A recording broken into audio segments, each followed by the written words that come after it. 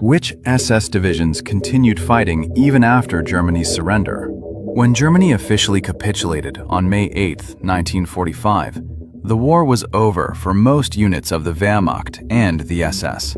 German soldiers laid down their weapons, destroyed documents, and tried to surrender to the Western Allies, hoping to avoid Soviet captivity.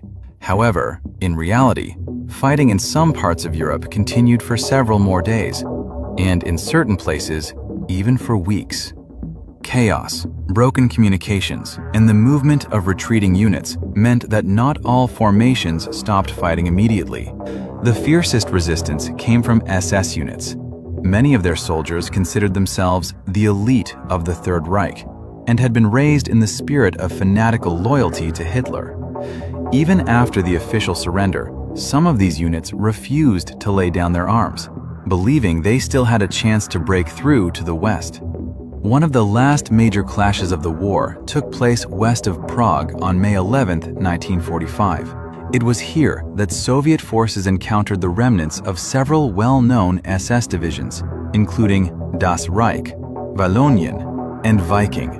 These units were retreating through Czech territory, trying to break through to the west and surrender to American forces. Many SS soldiers clearly understood that Soviet captivity could mean years in prison camps or trials for war crimes. Because of this, they were prepared to continue fighting, even though the war had already effectively ended. The Soviet command decided not to prolong the confrontation and brought in heavy artillery. German positions were hit by a powerful artillery barrage. After the prolonged shelling, Red Army tanks and infantry moved forward. However, the battle was far from easy. SS troops defended themselves fiercely, using every weapon they still had available: anti-tank guns, field artillery, and even tank cannons.